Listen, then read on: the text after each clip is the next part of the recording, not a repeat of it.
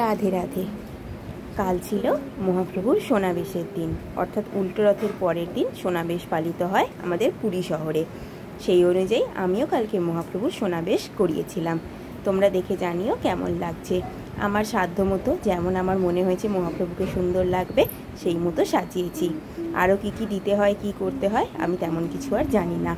নিজের মনের মতো করে প্রভুকে সাজানোর চেষ্টা করেছি। তোমরা দেখে জানিও কেমন লাগছে। আমার তো মন ভরে গেছে, চোখ ফেরাতে পারছি না আমার 3 ভাই বোনের দিক থেকে। যেমন সুন্দর লাগছে যোগু দাদাকে, তেমনই সুভদ্রা মহারানীকে, আর তেমনই আমার বলরাম দাদাকে। কি অপূর্ব 3 জনের বেশ দেখো। আর খুব হালকা জুঁয়ের মালা দিয়েছিলাম, কেননা এত গয়না পরার পরে যদি মোটা মালা দিই প্রভুদের হয়তো কষ্ট হতে পারে, সেই কারণে। আর এদিকে সুন্দরভাবে সেজেছে আমার গোপু সোনা, ননী সোনা, রাধিকা, মোহন সোনা সবাই। ওরা উল্টো রথে যেমন সেজেছিল সেই সাজটাই রেখেছি, ওদেরটা তেমন কিছু পাল্টাইনি। তো তোমাদেরও রথের পূজা কেমন গেল আমাকে কিন্তু জানিও। রথ, উল্টো রথ সবই তো শেষ হয়ে গেল, আবার অপেক্ষা সেই জন্মাষ্টমীর জন্য।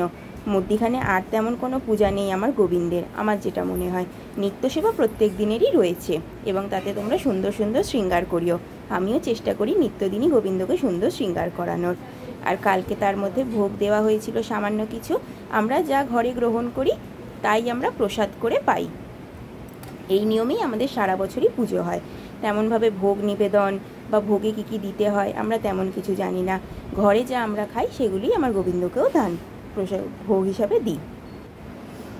আর দুপুরে পূজার শেষে আমরা বিকেলে গেছিলাম আবার সেই রথের মেলায়। মনে আছে আগের রবিবারেও আমরা গেছিলাম সেই বাগবাজারের রথের মেলায়, সেইখানেই। আজ ছিল সোনাবেশ, আর আমাদের কাছে ছিল এক অভূতপূর্ব সুযোগ, যাকে বলা চলে লটারির মতো। কাল আমরা মহাপ্রভুকে নিজ হস্তে স্পর্শ করার সুযোগ পেয়েছিলাম।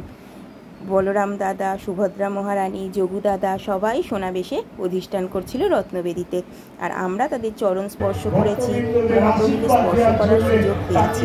এর থেকে বড় আর কি হতে পারে?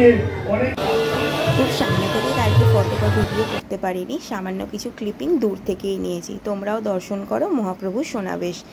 কি সুন্দর লাগছে দেখো 3 জনকে, কিন্তু সব থেকে সুন্দর লাগছে সেই গোল গোল চোখ, যা আমি আগের দিনও দেখেছিলাম, কালকেও দেখতে পেয়েছি অনেক দূর থেকে। ধীরে ধীরে তার কাছে আমরা পৌঁছে গেছি এবং প্রভুকে স্পর্শ করে নিজের সমস্ত মনোকামনা জানিয়ে এসেছি।